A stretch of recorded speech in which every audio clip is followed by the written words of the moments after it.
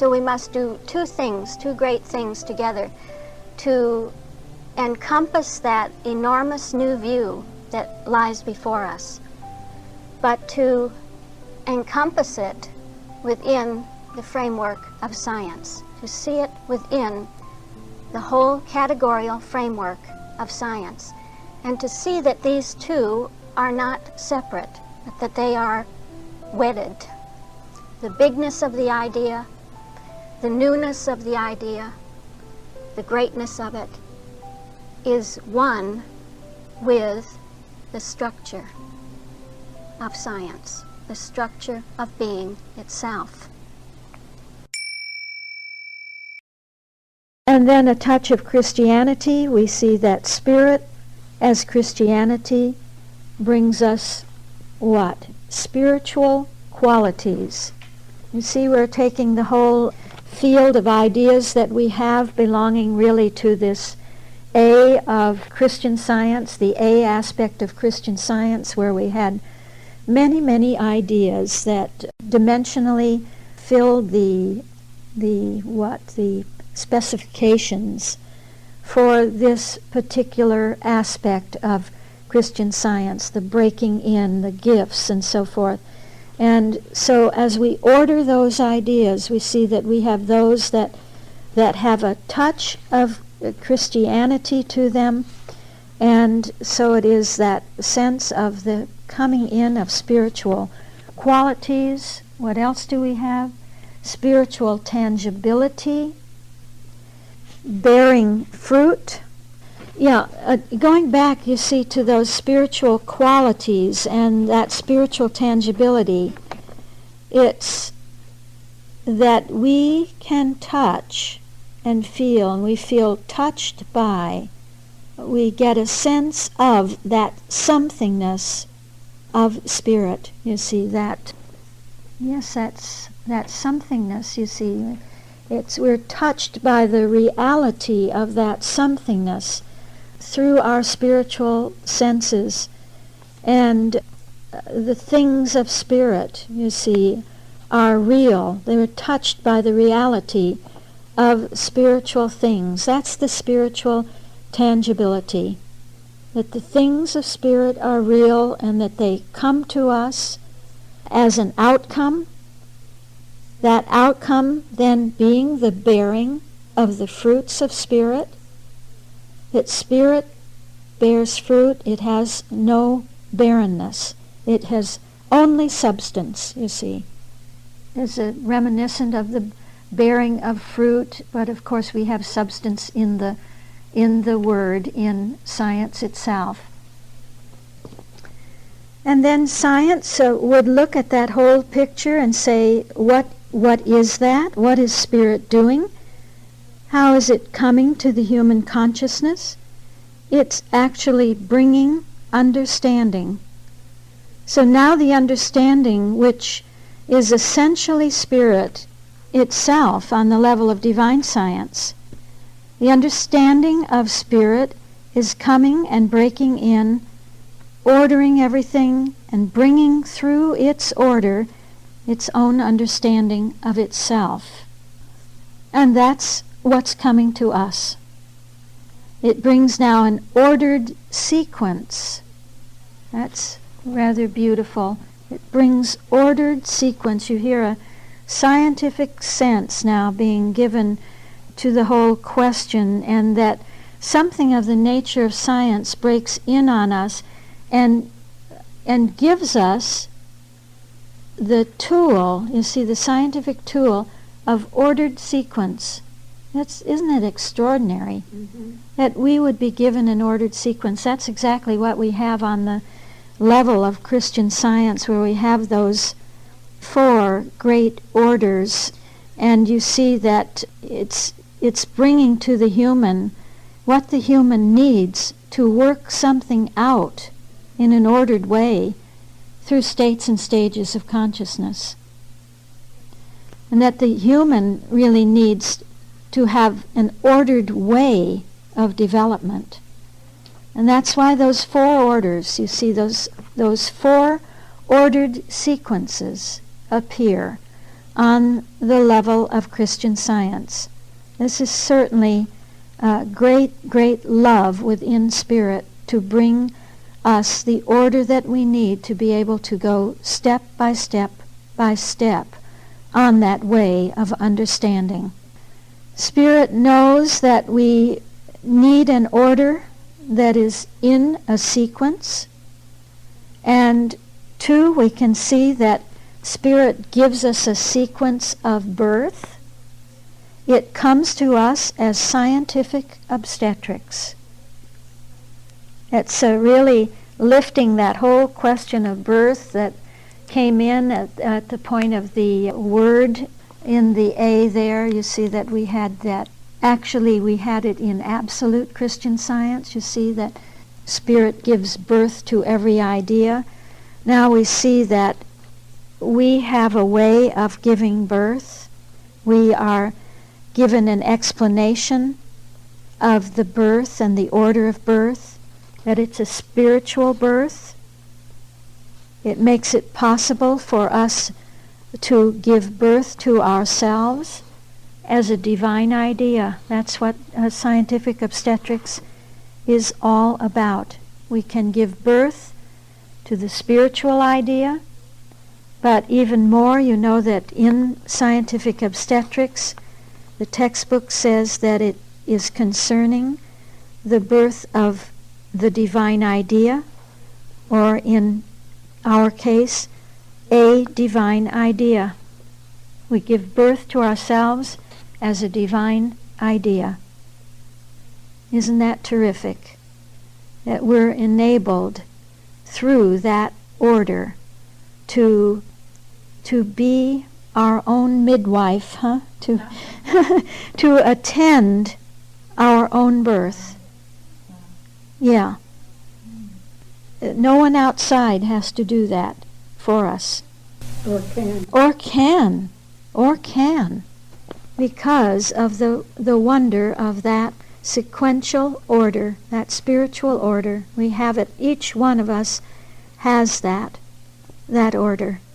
So then we see that this whole truth of Spirit, the whole truth about Spirit, is dealing with anything that doesn't seem to be of the nature and operation of Spirit. And so whatever doesn't seem to be Spirit and the onlyness of Spirit, what category is that? Can you hear that I'm going now from the A to the D, mm-hmm. from A to D. Mm-hmm. Therefore, whatever looks chaotic, whatever looks confused, whatever looks dualistic, Spirit comes to that claim and shows that there really are not two things at work. There are never, ever two things at work. So you see that you can actually now, and this happens when you're in your practice flow, that you will find that you don't always go from the A to the B to the C to the D, mm-hmm. but that there may be variations in that flow depending on what comes up in consciousness. Mm-hmm. This is a flow charting. Just as I'm flowing that with you, I begin to feel that actually all of those claims, whatever is not yet understood about Spirit and looks like matter substance or another substance than the substance of Spirit in the Word, or whatever looks like the opposite of good in the Christ. In other words, whatever looks like evil, or that evil could be something, that there could be a negative, an opposite, or a mingling of opposites, you see. Or in Christianity, whatever appears to us to be materiality, the flesh, spirits, many, many spirits, the belief of good and evil together, working together. And finally, whatever appears to be duality or dualism or materialism. You see, you get here really in that in that science aspect of the D.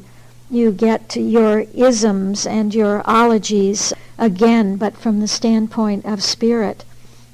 And so it's materialism, it's spiritualism, the mingling, the mixing of spirit and matter, or polytheism, which is the claim of many gods.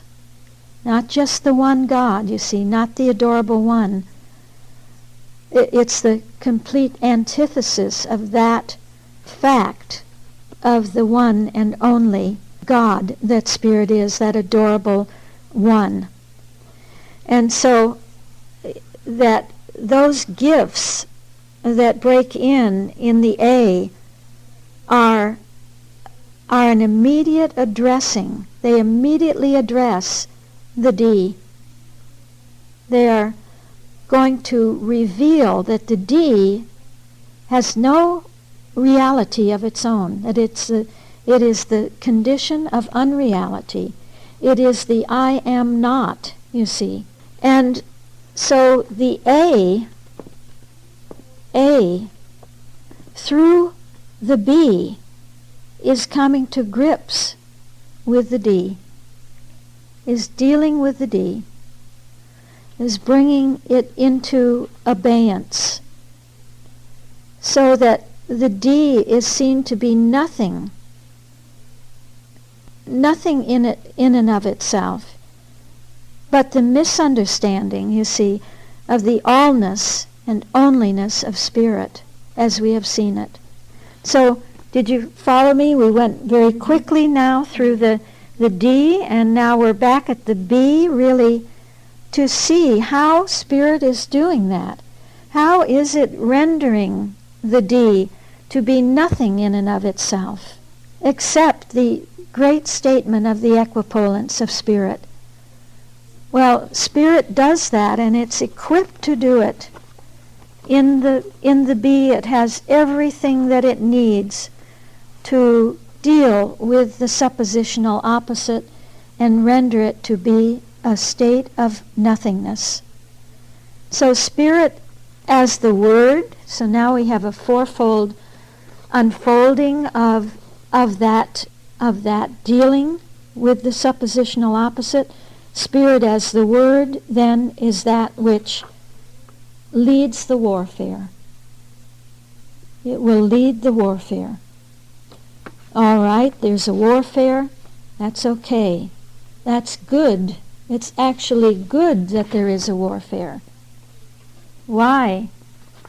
Because it indicates that there is a separating process going on, a sorting out process going on. So spirit as the Word leads the warfare. It never lets anything get out of hand, you see. It never lets anything get out of hand. It is drawing the line of demarcation. It says, thus far and no farther. And the Christ then, spirit as the Christ, comes in, and it brings the strength of spirit right into that situation, into that tumult of sorting and having to sort things out, not yet understanding fully what is going on. Spirit is with us. It's a holy warfare, we could say. So we have with us always the strength of spirit, namely that spirit separates between those opposites. It's going to do that. It does that every time.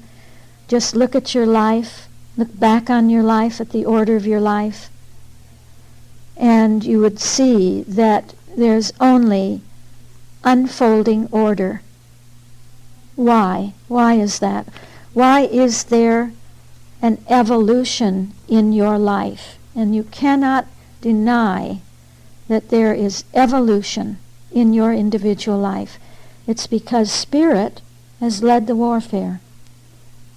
Whenever there was the claim that something else was going on but the order of spirit, spirit worked it through with you.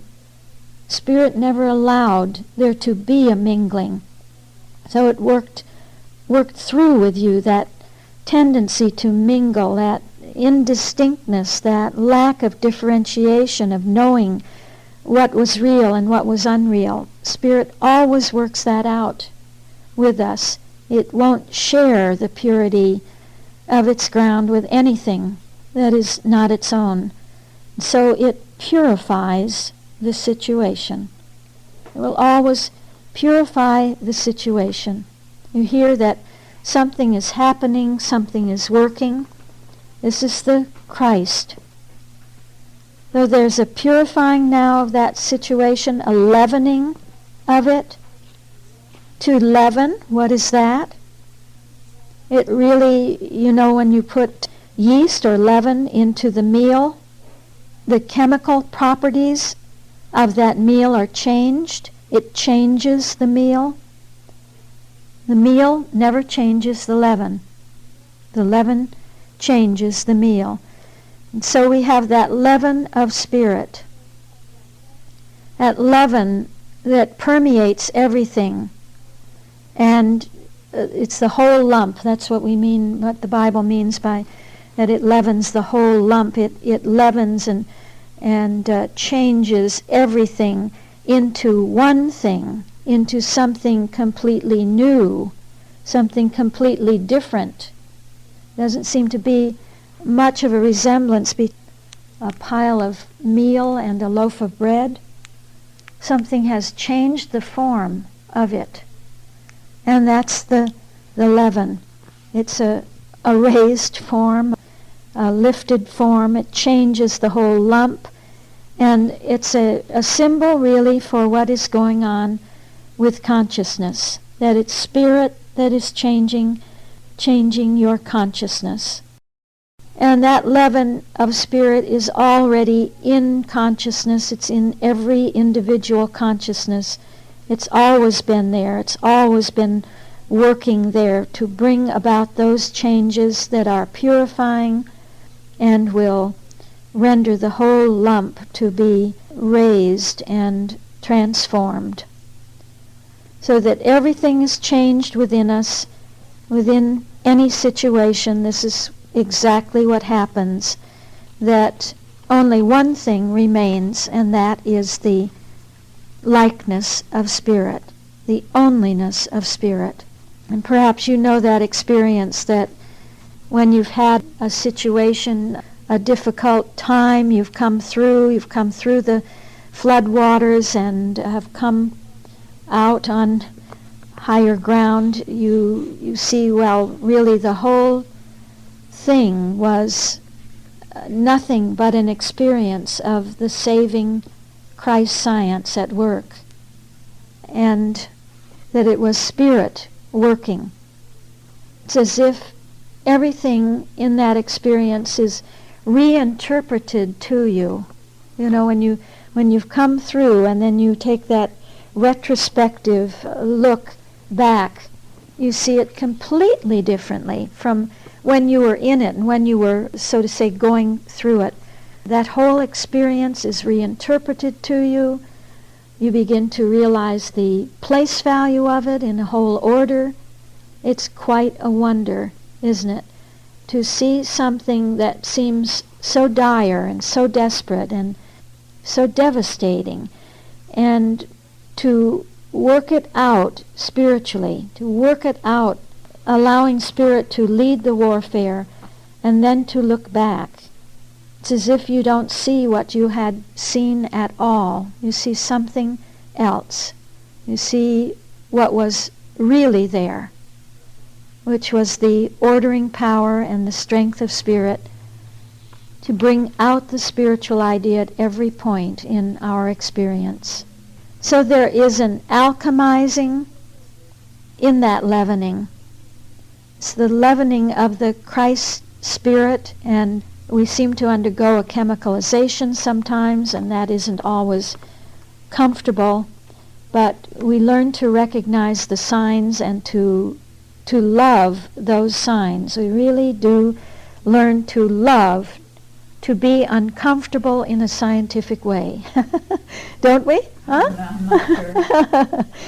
Yeah, well, I think it's each time it's somehow if you want to say easier, it's easier because we understand what is going on. Yeah. And that in itself is a great comfort. It displaces the discomfort that the human is going through and the disruption that seems to accompany a spiritual step in the birth. It's like having one foot in spirit, in the spiritual reality. You know, when you go through an experience of chemicalization and of working something through in this order of spirit, it's like being between two places, because often when you're right in the middle of that circumstance, you know what is operating. You know that it's spiritual order. You know that there's a blessing in it. But you can't see that blessing. You just can't see it. You can't imagine what the blessing would be in it. There's no way. The human mind says there cannot be a blessing in this. This is hell. Huh? This is hell. And yet, with your spiritual sense, you know that the blessing is there. So it's sort of like having one foot in the spiritual reality and the other foot on a banana peel. Because that chemicalization really is the purifying process, the purifying fires going on. And Spirit will show you that. It's going to prove to you that purity of spirit is working on you and will order your way to that blessing. So it will order the way until, as Christianity, there is the result of that process that is going on. And what is the result? That we are dechemicalized. Dechemicalized. It shows really that the Christ is working, purifying and purifying completely, and bringing about an effect. So what is that? You see, we're really looking at the alchemy of spirit. The alchemy of spirit, that spirit alchemizes, and that's a process of chemicalizing and dechemicalizing. It chemicalizes in order to then dechemicalize. So that alchemy, was an early science in which the attempt was made to change one metal to another metal, to change a baser metal into gold. And that is what the alchemy of spirit does. It changes us, it works on the baseness, the base metal, that which is base within us, and which isn't pure, which isn't of high value, and it will really bring about the effect of resolving and exchanging that baser metal for the gold of our spiritual character. So it shows you that the Christ is working. It's exactly what we have in the Christ order, isn't it? On the level of Christian Science in the Christ order, we see how the workings of the Christ are humanly perceived. Just look that up in your study aid, and you will find that we get all of those phenomena coming in at the point of spirit that we've been talking about. That would be the sense of crisis, chemicalization, chaos, confusion. Actually, what is that Christ order? If we take it in its order through the synonymous terms, you know that it's principle, life, truth, love, soul, spirit, mind.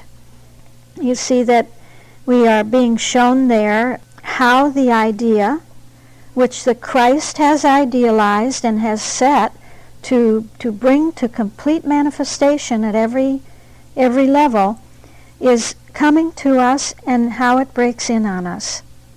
And that idea, that Christ idea, will break in on us In spite of any resistance, there isn't any resistance that can succeed in preventing that.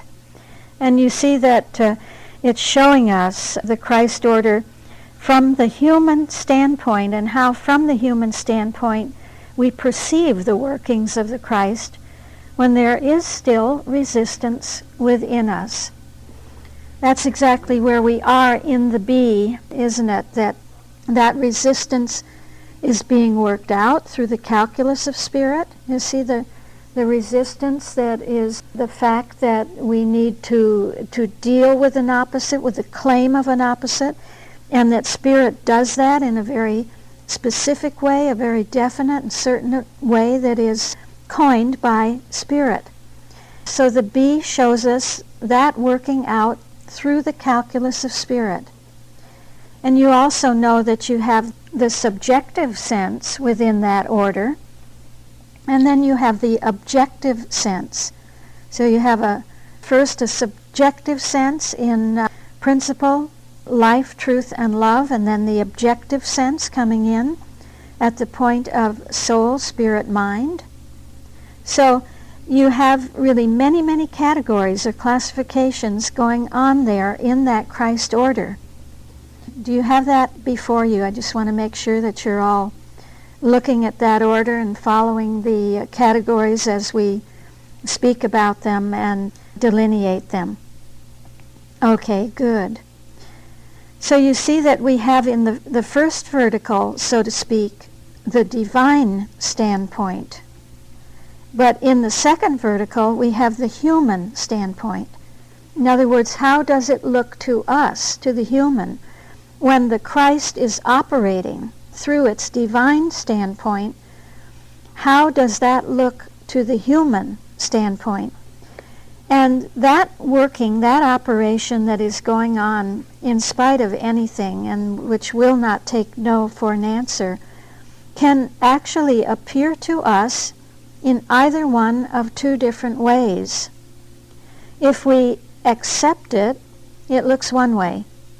But if we resist it, if there's still some resistance within us, it looks another way. And we may not know what that resistance is. We may say, but I'm not resisting. I don't resist. I want the Christ to work. I want to go with the Christ. And, at the surface level of conscious awareness, that's what we say, because that's what we think and feel. So only the Christ knows if we are actually resisting, and how to deal with it, and is dealing with it. But you see that those two sets of phenomenon are very different from each other. And when we come to spirit in that order of principle, life, truth, love, soul, spirit, mind, what we see when the Christ is working, not when animal magnetism is working, but when the Christ is working, depending on the resistance within us, we may experience that chemicalization, crisis, conflict, frustration, and we have to learn to recognize these symptoms. We have to learn really to love them, and I think we do. We do learn that, to love these symptoms because of what they indicate in the whole system. They are good. They're the good of spirit, because they indicate that the Christ is working as spirit in our lives. It's working to purify the situation and to bring out that which is higher and of the greatest value, namely the spiritual idea within us.